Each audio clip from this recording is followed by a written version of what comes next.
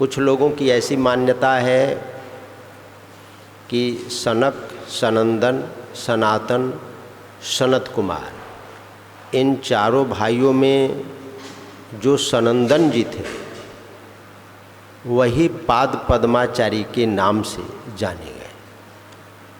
लेकिन कुछ लोगों की ऐसी मान्यता है कि सनंदन नाम के एक भेज्ञ पंडित थे, वो पाद पद्माचारी के नाम से जाने गए। भगवान शंकराचार्य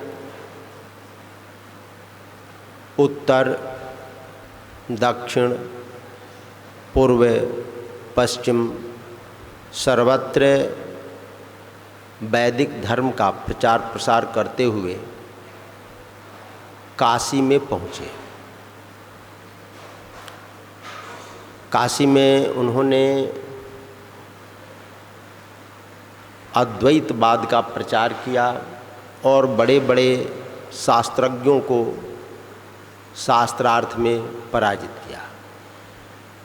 प्रायः काशी के सभी विद्वान एक स्वर से आचार्य शंकर को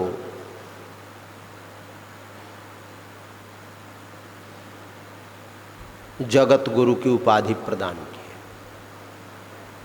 उस समय वैसा विद्वान इस धरा पर कोई नहीं था। विद्वान ही नहीं, महान वैदिक धर्म के प्रचारक।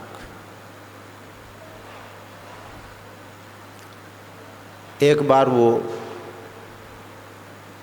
गंगा में स्नान करने के लिए गए थे। उनका नियम था प्रतिदिन वो गंगा में ही स्नान करते थे। जब तक काशी में रहते गंगा जी में ही स्नान करते। एक बार गंगा जी में स्नान करके और बाहर भगवान सूर्य को निकलकर अर्घ दे रहे थे, तो गंगा उस पार एक दिव्य पुरुष उनको दिखाई पड़ा। वह इनसे मिलने के लिए ही आ रहा था। तो शंकराचार्य जी ने इशारा किया कि आ जाओ, यानी गंगा उस पार और गंगा इस पार, ये आ जाओ। इशारा किया कि इधर से आ जाओ उस दिव्य पुरुष को। उस दिव्य पुरुष ने देखा कि शंकराचार्य जी हमको बुला रहे हैं सीधे ही, तो सीधे तो गंगा है, गंगा को पार हम कैसे करें। मन में कौतूहल उत्पन्न हुआ, गुरु भक्ति जागृत हुई और वो पुरुष भगवान शंकराचार्य से दीक्षित होने के लिए ही जा रहा था कि भगवान शंकराचार्य आए हुए हैं काशी में, उनसे हम दीक्षा ग्रहण करेंगे। इसी के लिए वो जा रहा था काशी में। जब शंकराचार्य जी ने बुलाया, गुरु आज्ञा गरीयसी, हमने इनको गुरु स्वीकार कर लिया है और ये हमको सीधे बुला रहे हैं, तो सीधे बुलाने का तात्पर्य क्या है। लेकिन गुरु की आज्ञा का पालन करना चाहिए।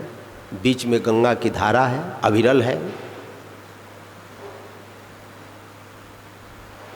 तो गुरु के ऊपर विश्वास करके वो पांव रख दिए जल में। जल में पांव रखते ही इनके पांव के नीचे कमल का पत्ता निकल आया। उसके ऊपर पांव रखे, अगला पांव बढ़ाए तो वहाँ एक और कमल का पत्ता। यानी गंगा में जैसे जैसे पांव बढ़ाते गए उसके नीचे एक एक कमल का पत्ता। कमल को पद्म बोलते हैं, पद्म माने कमल। तो एक एक कमल का पत्ता निकलते आया और ये गंगा को पार कर गया। दीक्षा लिया। सनंदन से इनका नाम पाद पद्माचार्य पड़ा। शंकराचार्य के शिष्यों में जो 4 प्रधान थे, चारों मठों के अधिपति, उनमें एक पाद पद्माचार्य भी थे।